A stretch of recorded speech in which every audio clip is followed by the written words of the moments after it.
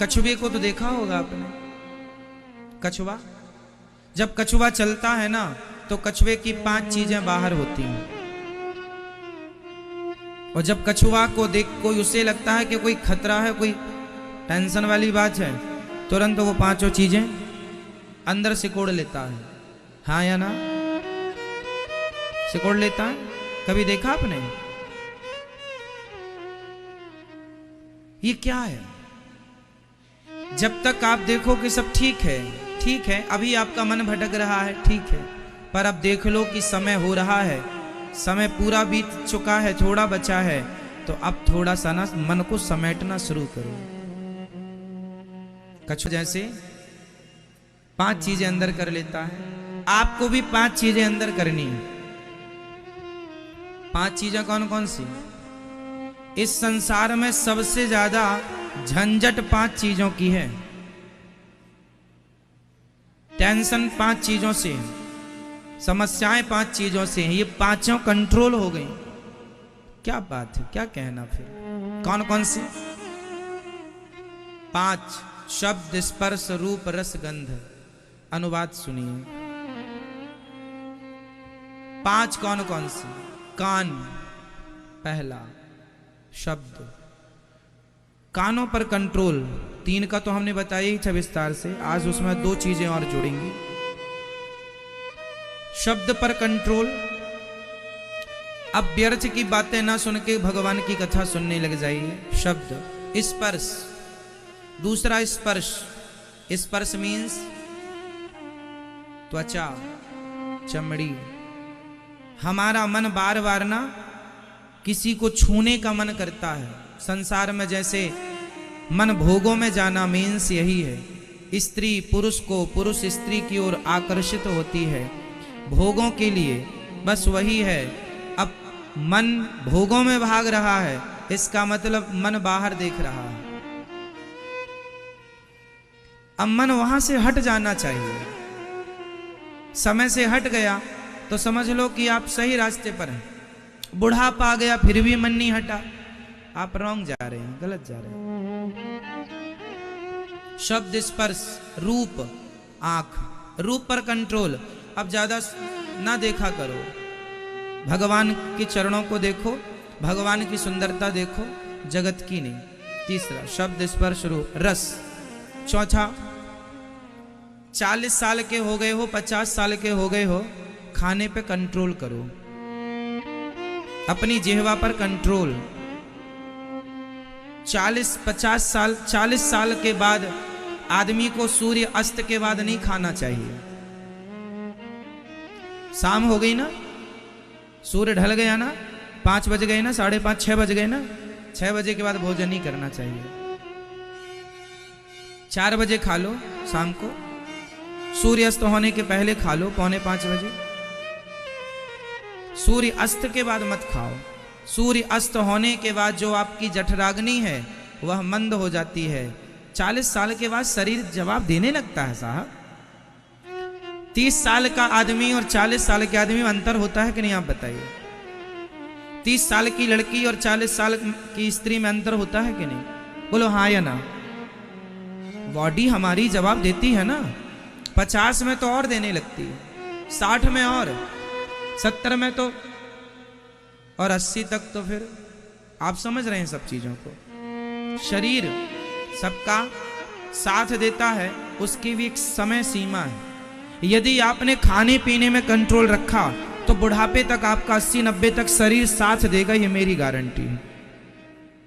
खाने में लापरवाही हुई, तुम्हारी जिह्वा पर कंट्रोल नहीं है, तुम बुढ़ापे में पिज्जा बर्गर ठूस रहे हो, बिल्कुल तुम्हारा बुढ़ापा बहुत दर्दनाक, मरोगे, बीमारियों से घुट घुट के मरोगे। 40 साल के बाद तो खाने में बिल्कुल कंट्रोल। शाम को खाने नहीं। स्वास्थ्य चाहते हो तो की बात कर रहा हूं, और बीमार होके मरना है तब तो हमारी बात मत मानो। स्वास्थ्य अच्छा रखना है, बुढ़ापे में भी देखो, एक आदमी होता है बीमार होके मरता है, एक आदमी होता है बिना बीमारी के चला जाता है। तो कौन सा अच्छा है? बीमार होके मरना अच्छा है या समय पूरा बिना, हम मरते समय भी स्वस्थ रहें, कोई बीमारी ना हो, किसी से गिलास और पानी मांगने की जरूरत ना पड़े, वो मौत अच्छी है। अब बिस्तर में पड़े वहीं मलमूत्र कर रहे हो, ऐसे घुट घुट के मरना पसंद करोगे? और ये सब चीजें तब आएंगी जब खाने में कंट्रोल होगा। नियम बनाओ कि आधा घंटा योग एक्सरसाइज करनी ही है, प्राणायाम करना ही है, आसन करनी ही है, सूर्य नमस्कार की 12 आसन। शरीर को थोड़ा आड़ा तिरछा योग अभ्यास करते रहो, आधा घंटा रोज करो, 30 मिनट, जिसमें कि 15 मिनट आप शारीरिक व्यायाम करो, शरीर को डर बिठक मारो, उठक बिठक मारो, और 15 मिनट कम से कम 15, ज्यादा ज्यादा घंटा भर, कम से कम 15 मिनट का प्राणायाम तो करो, भस्त्रिका करो, अनुलोम विलोम करो और कपालभाति, ये 3 शरीर के लिए बहुत अमृत है। भस्त्रिका प्राणायाम जो करता है उसे कभी भी लकवा की शिकायत नहीं होती, शरीर एकदम साफ रहता है। जो ब्लॉकेज हो जाते हैं ना, बाईपास कराना पड़ता है।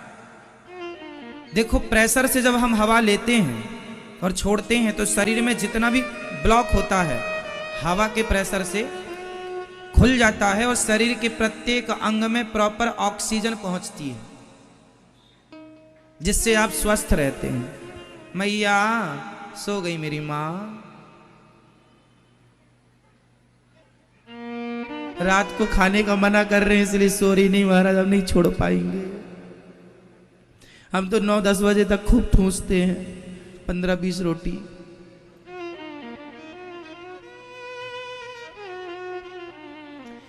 अच्छा, आप में से सबसे मेरा एक सवाल है, उत्तर दीजिएगा। एक प्रश्न कर रहा हूं, शरीर को ताकत भोजन करने से मिलती है या भोजन पचने से मिलती है? जोर से। शरीर को ताकत भोजन करने से मिलती है या भोजन पचने से? आपने बहुत सारा खा लिया पर पचा ही नहीं, तो आपने सोचा कि उस बिना पचे भोजन का पेट में क्या हाल होता है? वह पेट में पड़ा हुआ भोजन पचता नहीं है, सड़ता है, और सड़ने से वो खून में इन्फेक्शन पैदा करता है, ब्लड में इन्फेक्शन पैदा करता है। नाना प्रकार की बीमारियां वहीं से पैदा होती हैं जहां आप जरूरत से ज्यादा, आपकी बॉडी मांग रही है आपको 250 ग्राम भोजन और आप दे रहे हैं आधा किलो, तो 250 ग्राम कहां जाएगा?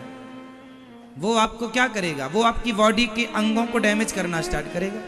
ज्यादा खाने से पेट बाहर आएगा। भाई पेट बाहर क्यों निकलता है? मोटापा क्यों है?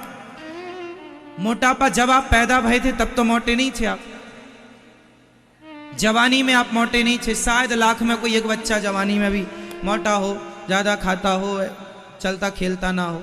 अक्सर जवानी में आप मोटे नहीं होते, आप मोटे तब होते हैं जवानी में साहब।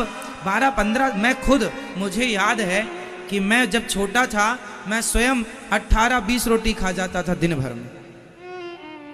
एक बार की बैठक में 10-12 तो निपटा ही लेता था रोटियां, और खाने के बाद भी कैसे पच जाती थी साहब, है ना? तब ताकत भी थी कि दीवार में जोर से मार दें तो दीवार गिर जाए, तो खाते थे। लेकिन तब 12 रोटी खा लेते थे और पचा लेते थे। अब नहीं खा सकते, अब नहीं पचा सकते, क्योंकि पहले काम ज्यादा था, बच्चे थे, हम छोटे थे, जठराग्नि बहुत तीव्र थी। समय के साथ साथ चीजें मंद पड़ने लग जाती हैं। प्रकृति के बदलाव को, शरीर के बदलाव को आप महसूस कीजिए। यदि प्रॉपर महसूस करेंगे और शरीर के हिसाब से चलेंगे तो आप बीमार नहीं पड़ेंगे, ये हम कहना चाह रहे हैं।